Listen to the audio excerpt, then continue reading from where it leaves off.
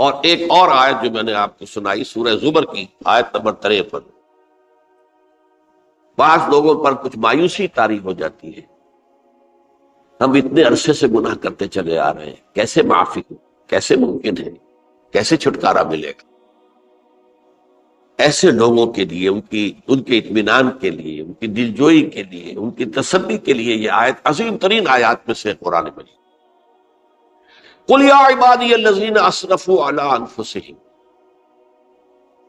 اے نبی کہہ دیجئے اے میرے وہ بندو جنہوں نے اپنی جانوں پر ظلم کیا ہے، ظلم اٹھایا ہے، زیادتی کی۔ تم اگر گناہ کرتے رہے ہو تو اپنی جان پر ظلم کیا ہے، میرا تو کچھ نہیں بگاڑا، اللہ تو غنی ہے، اس کی تو سلطنت میں کوئی کمی نہیں آتی۔ ایک حدیث قدسی میں الفاظ آئے ہیں، میرے بندو اگر تم سب کے سب، اولکم و آخرکم و انسکم و جنکم، تمام انس و جن اور اولین سے لے کر آخرین تک کسی بدترین انسان جیسے فاسق و فاجر ہو جائیں، سب ابلیس بن جائیں، تب بھی میری سلطنت میں کوئی کمی نہیں۔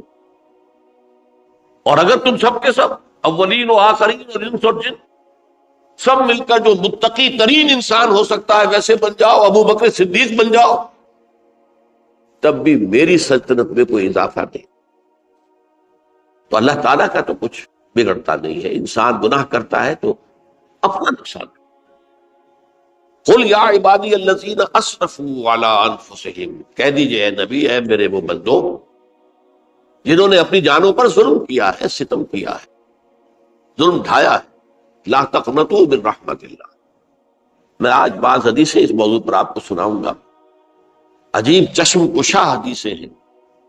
میں نے چونکہ اس موضوع پر گفتگو کرنی تھی تو میں نے کچھ اس مرتبہ احادیث کا تفحص کیا، تو واقعہ یہ ہے کہ بعض احادیث پڑھ کر خود میری جو ہے میرے علم میں اضافہ ہوا، ادھر میری توجہ آج تک نہیں گئی تھی۔ لا تقنطوا من رحمت اللہ، اللہ کی رحمت سے مایوس مت ہو، ان اللہ یغفر الذنوب جميعا، اللہ تعالیٰ تمام کے تمام گناہ معاف کرتا ہے۔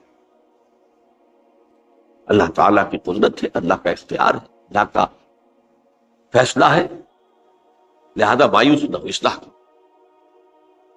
احادیث تو میں بعد میں آپ کو سناؤں گا، اس سے پہلے اس کا فلسفہ سمجھ لیجئے اصل میں کیا ہے۔